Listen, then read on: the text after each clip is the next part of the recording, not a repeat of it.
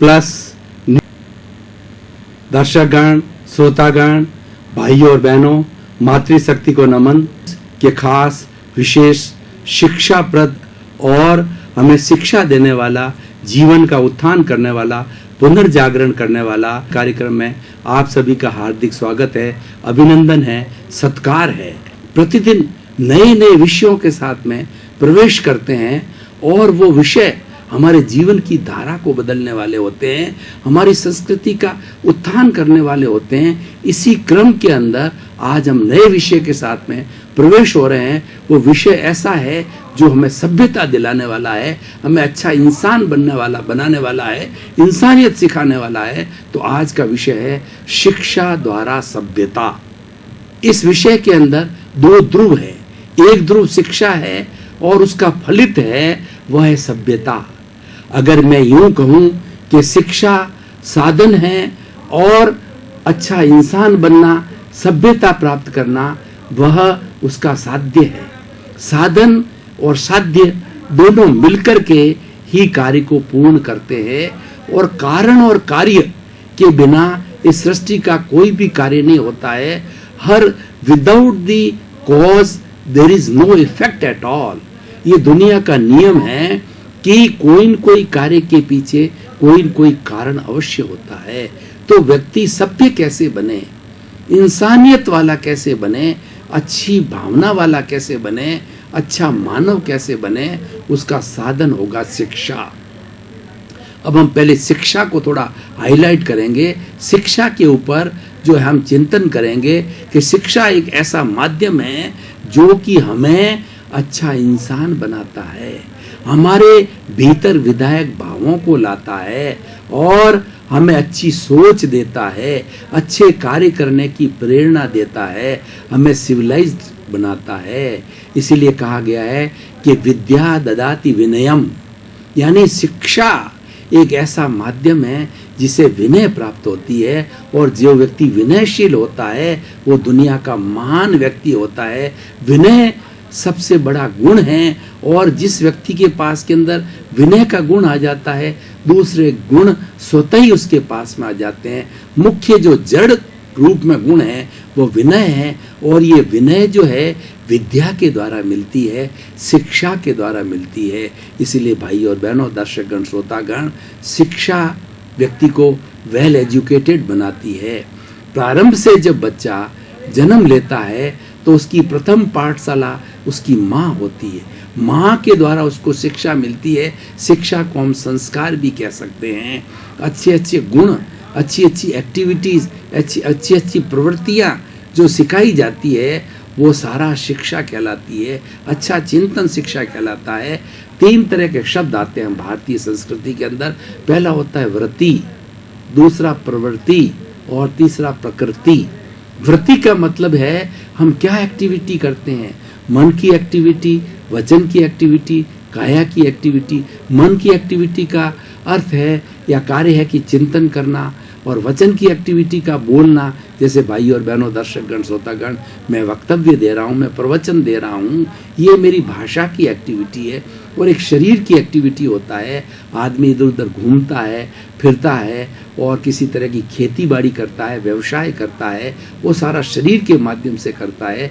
तो ये शरीर की एक्टिविटी हमारी एक्टिविटी करने के 3 साधन हैं, मन, वचन, काया। और इन 3 साधनों से ही हम दुनिया के समस्त कार्य करते हैं। अब प्रश्न है कि इन 3 साधनों को प्रवृत्ति देने वाला, इनको प्रवृत्ति कराने वाला, ये प्रवृत्ति जब बार बार होती है तो वो प्रकृति बन जाती है, वो नेचर बन जाती है। दर्शकगण, श्रोतागण, मैं आपको एक उदाहरण के द्वारा बताना चाहूँगा कि हम अगर प्रतिदिन समय से उठते हैं, सो हमने अगर एक विचार बना लिया, एक हैबिट बना ली कि हमको सूर्योदय से पहले उठना है, तो हर सूरत के अंदर हमारी ये प्रकृति हो जाएगी कि हम सूर्योदय से पहले उठेंगे।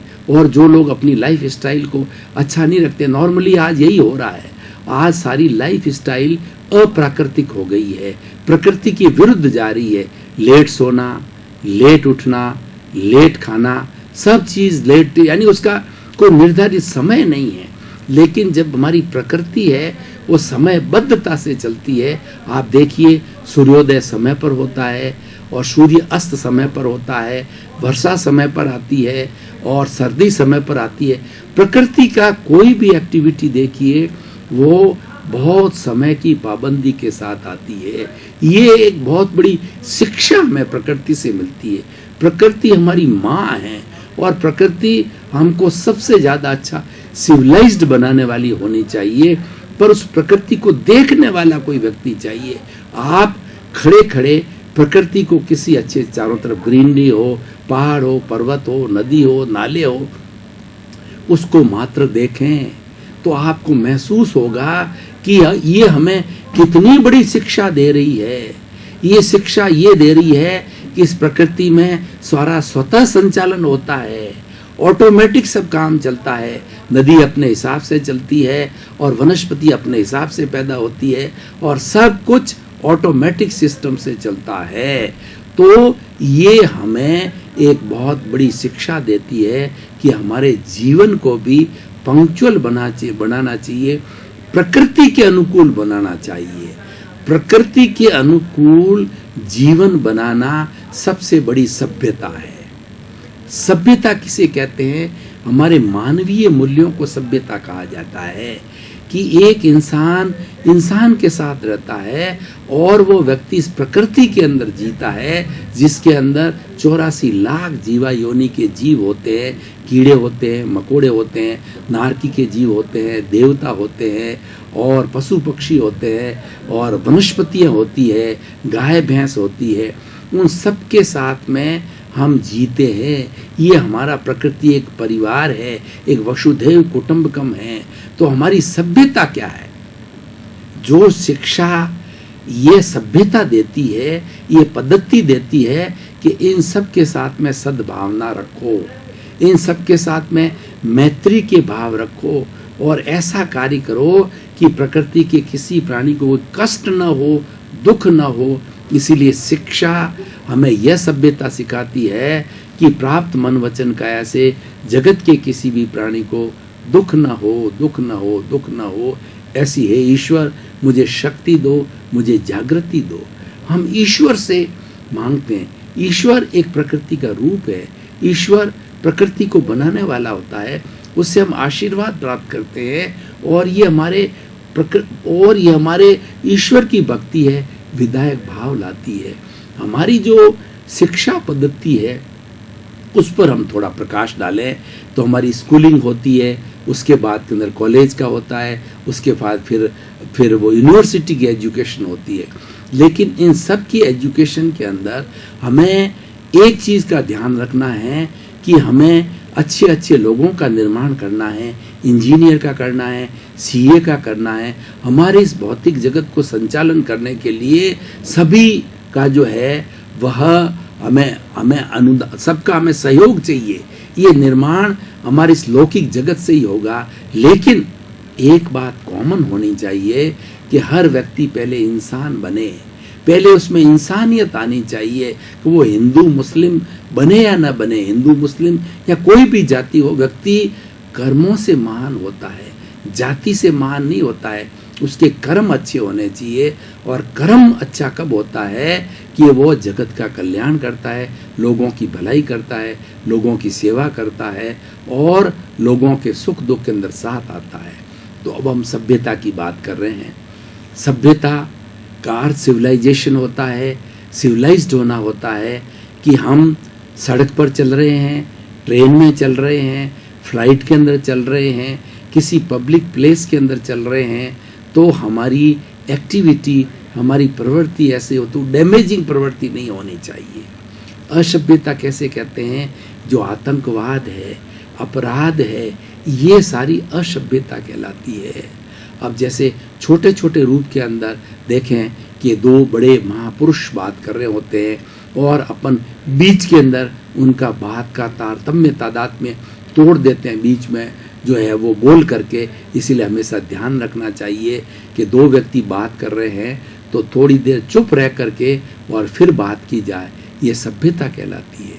हम पब्लिक प्लेस के अंदर मान लो सोने की जगह है, तो 3 लोगों के बैठने की जगह पे आप सो गए और वो 2 लोग बेचारे आपसे रिक्वेस्ट कर रहे हैं कि आप उठिए ताकि हम भी बैठ सकें, हम बुजुर्ग हैं, हम थके हुए हैं, लेकिन फिर भी आप दादागिरी दिखाते हैं।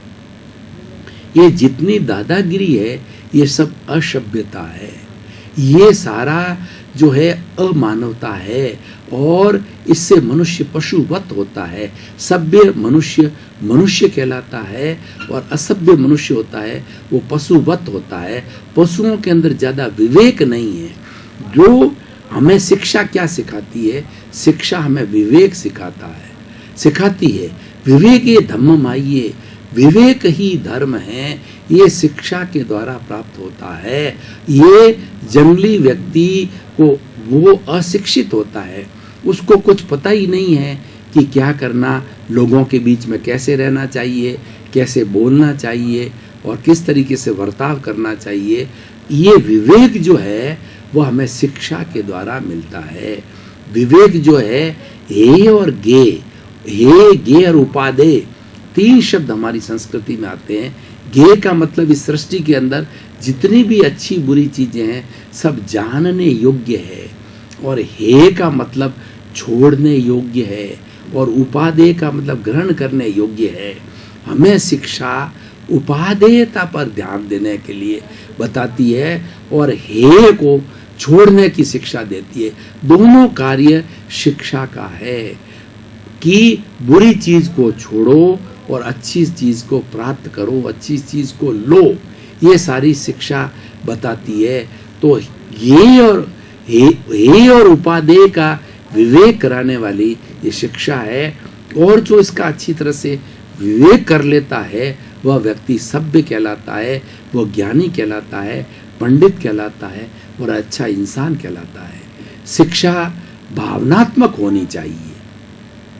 हमारे यहाँ 4-5 तरह के जो स्वास्थ्य आते हैं, जैसे फिजिकल हेल्थ आती है, दूसरा मेंटल हेल्थ आती है, तीसरा इमोशनल हेल्थ आती है, और चौथा स्पिरिचुअल हेल्थ आती है, और 5वीं जो है हमारी सोशल हेल्थ आती है। सोशल हेल्थ की हम बात कर रहे हैं, सभ्यता की बात कर रहे हैं। जो व्यक्ति सोशली हेल्दी होगा वह सभ्यता का जीवन जिएगा।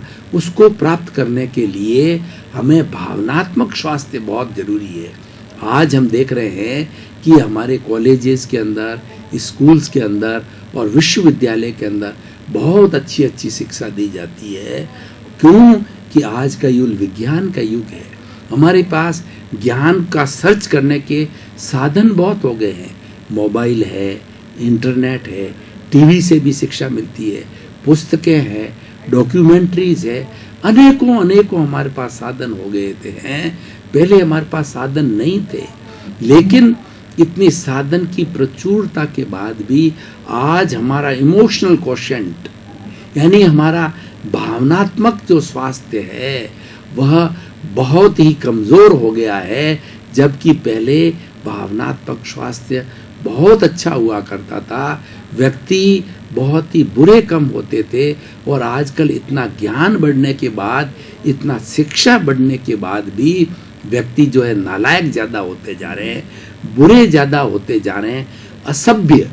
हम सभ्यता की बात कर रहे हैं, उसी शिक्षा से आज लोग असभ्य बनते जा रहे हैं। आज आप देखिए भाई और बहनों, दर्शकगण, श्रोतागण, हमें जब इतनी अच्छी शिक्षा मिल गई, जिस शिक्षा ने हमको A1 इंजीनियर बनाया, A1 वकील बनाया, A1 डॉक्टर बनाया, A1 CA बनाया, या कोई भी विधा देखिए उसको नंबर 1 हमें बनाया, लेकिन वही व्यक्ति, वही जज क्यों करप्शन करता है, क्यों घूस लेता है, क्यों किसी का मर्डर करता है, क्यों अपनी आत्महत्या करता है, और वह अपनी पत्नी को क्यों पीटता है, अपने बाल बच्चों को वो क्यों पीटता है, वो माता पिता को घर से बाहर क्यों धक्के देता है, और क्यों कुंभ के मेले में अकेला छोड़ के आ जाता है, जबकि वो तो ऐश्वर्यवान है, उसके पास धन दौलत की साधनों की कोई कमी नहीं है।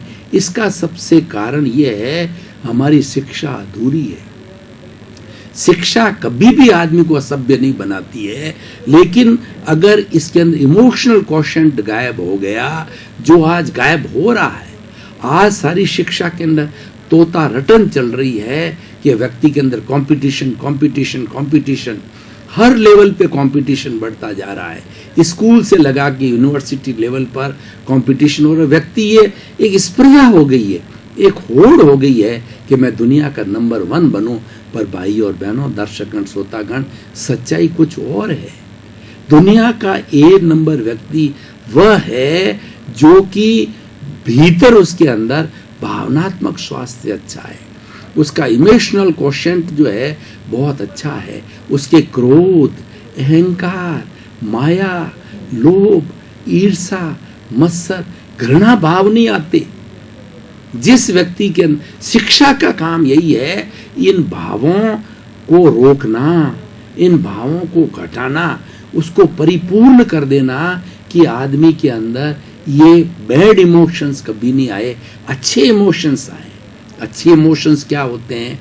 किसी को अच्छा मीठा बोलना, प्यार से बुलाना, बड़ों को प्रणाम करना, माता पिता की सेवा करना, माता पिता को तीर्थ यात्रा कराना, ईश्वर की भक्ति करना, मंदिर जाना और अपने गुरुजनों के साथ में अच्छा व्यवहार करना। और जिस फैक्ट्री हम कार्य कर रहे हैं, कोई फैक्ट्री का मालिक है, श्रमिकों के साथ में बुरा बर्ताव नहीं करना, उसको अपने भाई जैसा समझना, उसको अपने पुत्रवत समझना। क्योंकि जब हम वसुधैव कुटुंबकम की बात करते हैं कि सारा विश्व जो है वह ईश्वर का कुटुंब है, तो क्या हम 10, 20, 25, 50 लोग जिस संस्थान में काम करते हैं उनके साथ प्रेम से नहीं रहते? हमारे बीच में प्रेम का धागा होना चाहिए। इसलिए कबीरदास जी ने कहा गया है कि प्रेम के लिए बहुत ही सुंदर बात कही है, पोथी पढ़ पढ़ जग मुआ और पंडित भयानक होई, ढाई आखर प्रेम का और पढ़े सो पंडित होए। बड़ी ये बात आज के पूरे विषय के निष्कर्ष में कही जा सकती है कि हमें प्रेम का पाठ पढ़ना चाहिए। तोता रटंत करके ग्रंथों को हमने खूब कंठस्थ कर दिया, लर्न्ड बाय हार्ट कर दिया, बहुत अच्छा स्पीच दे सकते हैं, लेकिन जहाँ बर्ताव की आती है, जहाँ सद्गुणों की बात आती है, चरित्रवान की बात, चरित्र की बात आती है, तो व्यक्ति शून्य हो रहा है। और आज ये हो रहा है, इसको हम पाखंड कह रहे हैं। चारों तरफ जो हमारी भारतीय संस्कृति के अंदर जो संत होता है वो पूजनीय होता है, लेकिन आज के इन भगोड़े संतों को देखिए, दुराचारी है, वो रेप करते हैं, वो करप्शन करते हैं, वो कंचन कामिनी को गले लगा रखा है। जबकि संत वह होता है भारतीय संस्कृति परिभाषा के अनुसार कि वह कंचन कामिनी का त्यागी होता है और वह उसके साथ साथ में सभ्यता उसके नस नस में भरी होती है, इसीलिए वो महान पुरुष होता है। तो भाई और बहनों, दर्शकगण, श्रोतागण, मैं ये कहना चाहूँगा कि शिक्षा और सभ्यता एक सिक्के के 2 पहलू है। इनके बीच में कॉम्बिनेशन होना चाहिए, इनके बीच में ब्लेंडिंग होना चाहिए, और उसके बाद के अंदर जो रिजल्टेंट आएगा वह सभ्यता का आएगा। शिक्षा के द्वारा हम ऐसी प्रवृत्तियों को, ऐसे गुणों को लें और गुण हमारे जीवन में उतरने चाहिए। आजकल हो क्या रहा है कि पढ़ाया बहुत जा रहा है, अच्छे से अच्छे सिद्धांत पढ़ाए जा रहे हैं, अच्छे से अच्छी फिलॉसफी पढ़ाई जा रही है और अच्छे से अच्छा ज्ञान दिया जा रहा है, लेकिन ज्ञान है वो गले तक ही है, वो हमारे भीतर नहीं उतरता है। जब तक कोई भी ज्ञान गले से नीचे नहीं उतरता है तब तक वह व्यक्ति सभ्य नहीं हो सकता है। तो सभ्यता अच्छे परिवार की निशानी है, सभ्यता अच्छे समाज की निशानी है, और जिस समाज में सभ्य व्यक्ति नहीं होंगे वो पशुओं का समाज कहलाएगा, क्योंकि मनुष्य के समूह को समाज कहा जाता है। पशुओं का भी अपना समाज होता है, वो समाज कहा जाता है। केवल मात्रा होती है, खाली समूह से कुछ नहीं होना चाहिए, उसमें क्वालिटी होनी चाहिए, उसमें गुण होने चाहिए और गुणों की पूजा होनी चाहिए। आज से हम 10, 20, 30, 25, 50 जब विज्ञान इतना छाया हुआ नहीं था और लोग ईश्वर गॉड फियरिंग होते थे, गॉड फेथ होने वाले होते थे, तो वो लोग गुणों को ज्यादा ध्यान देते थे, वो सभ्यता को ज्यादा करते थे, पढ़ाई लिखाई के साधन कम थे, लेकिन वो शिक्षा जो है वो भावनात्मक लेवल पर बहुत अच्छी तरीके से ठोक ठोक करके पक्की करके बनाई जाती थी। हमारी गुरुकुल प्रणाली की शिक्षा को देखे बहुत ही आज के विषय को मैं जोड़ना चाहूँगा कि गुरुकुल प्रणाली में 25 साल तक बच्चा अपने गुरु के पास में जिस तरह की उसको शिक्षा लेनी होती थी, ब्राह्मण, क्षत्रिय, वैश्य और शूद्र, जिसके रोजगारोन्मुखी थी, रोजगार दिलाने वाली थी, जिस रोजगार के अंदर आपको जाना है और वो जिस वर्ण के लोग हो उस वर्ण की शिक्षा दी जाती थी। ब्राह्मण को ब्राह्मण के रूप में ज्ञान सिखाया जाता था, वेदों का, उपनिषदों का, स्मृतियों का और हमारे गीता का, और ये ज्ञान सब सिखाए जाते थे। गुरुकुल प्रणाली में योग सिखाया जाता था, योग के प्रयोग कराए जाते थे, ये सारे अच्छे इंसान बनाने के। लेकिन आज की जो शिक्षा प्रणाली है वो व्यक्ति को अहंकारी बना रही है। आज स्टूडेंट ये सोचता है मैं ग्रेजुएट हो गया, मैं पोस्ट ग्रेजुएट हो गया, मैं डॉक्टरेट हो गया, क्या मैं घर का झाड़ू लगाऊंगा, क्या मैं घर के बर्तन साफ करूंगा या घर के जूते साफ करूंगा, उसके अंदर अहंकार आ गया। लेकिन भाई और बहनों, दर्शकगण, श्रोतागण, विद्या ददाति विनयम, विद्या विनय देती है। अगर माता पिता के जूते साफ करने पड़े तो क्या ऐतराज है? बड़े भाई का अगर झूठा थाली साफ करनी पड़े तो क्या ऐतराज की बात है? अपने बड़े बुजुर्गों का मल मूत्र विसर्जन करना पड़े तो क्या इसमें, ये तो बहुत बड़ी सेवा है और ये तो व्यक्ति को करना चाहिए, इसमें अहंकार की क्या बात है? जितना बड़ा व्यक्ति वह होता है, महान व्यक्ति वह होता है जो विचार बड़े रखता है और सेवा अहंकार शून्य होता है। आजकल की इस शिक्षा ने सभ्यता की जगह अहंकार बहुत बता दिया है। ये शिक्षा की कमी है, ये मनुष्य की कमी है, ये वातावरण की भी कमी है कि समाज के अंदर कुछ ऐसे एलिमेंट्स आ गए हैं, ऐसे अहंकारी लोग आ गए हैं, इस चीज़ को पनपा रहे हैं। तो भाई और बहनों, दर्शकगण, श्रोतागण, आज के विषय से मैं ये कहना चाहूँगा, हमें सीख लेनी चाहिए, हमें मैसेज लेना चाहिए कि हम शिक्षा सभी ले रहे हैं। आज शिक्षा की इतनी जागृति बढ़ी है, इतने 10-20 वर्षों के अंदर हजारों की तादाद में, लाखों की तादाद के अंदर स्कूल्स देखिए, कॉलेजेस देखिए, यूनिवर्सिटियां देखिए, इतने जियोज, इतने एनजीओ शिक्षा देने की भरमार है, इतने साधन बन गए हैं। लेकिन इन सब होने के बावजूद भी आज वातावरण खराब हो रहा है। इसका मतलब कहीं न कहीं पर वो शिक्षा में दोष है। और वो दोष क्या है कि वह शिक्षा पहले भावनात्मक कोशेंट, ई कोशेंट, इमोशनल कोशेंट को, अभी क्या हो रहा है, आईक्यू तो बहुत बढ़ रहा है, इंटेलिजेंट कोशेंट तो बहुत बढ़ रहा है, लेकिन ईक्यू बहुत गिर गया है। इमोशनल कोशेंट जो है और स्पिरिचुअल कोशेंट, एस कोशेंट तो बिल्कुल ही घट गया है। आज पढ़ा लिखा इंसान एकदम नास्तिक हो गया है, ईश्वर में विश्वास ही नहीं करता। हमारी भारतीय संस्कृति ईश्वर प्रधान है, ईश्वर हमें सुकून देता है, ईश्वर हमें आशीर्वाद देता है, ईश्वर हमारे विचारों को अच्छा रखता है और ईश्वर हमें भौतिक स्वास्थ्य देता है, ईश्वर हमें अच्छा चिंतन देता है। ये व्यक्ति को आज शिक्षा से ये गायब हो रहा है, जबकि इसको लाना चाहिए। इसीलिए भाई और बहनों, दर्शकगण, श्रोतागण, आज के इस विषय के माध्यम से हम स्कूल्स को, कॉलेजेस को, यूनिवर्सिटीज़ को और जितने में हमारी सरकारें हैं, चाहे हमारी राज्य सरकारें हैं, चाहे हम केंद्रीय सरकारें हैं, तो हम ये कहना चाहेंगे कि शिक्षा के साथ साथ में इमोशंस को अच्छा करो, उसके अंदर गुण पैदा करो, व्यक्ति के अंदर गुण पैदा किया जाए और सबसे बड़ी बात अहंकार को घटाया जाए।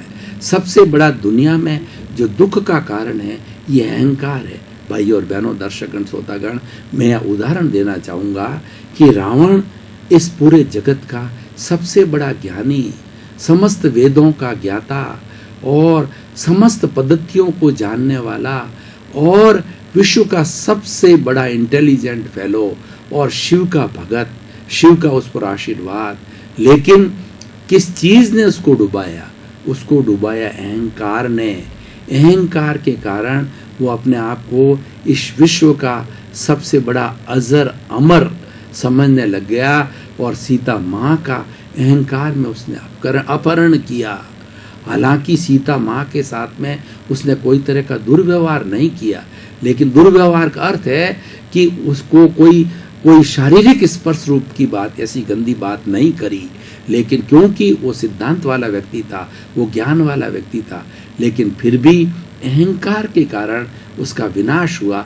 दर्शकगण, श्रोतागण, भाई और बहनों, मातृशक्ति आपका बहुत बहुत धन्यवाद। ये हमें कई सोर्स से मालूम पड़ा है कि ये विषय आपको अच्छा लग रहा है, और क्यों नहीं अच्छा लगे, सब आपके निजी गुणों की बात की जा सकती है, आपको इंसान बनाने की बात की जाती है, आपका जीवन अहंकार शून्य बनाने के लिए यहाँ प्रेरणा दी जाती है। सत्संग है, प्योर ईश्वर की भक्ति है।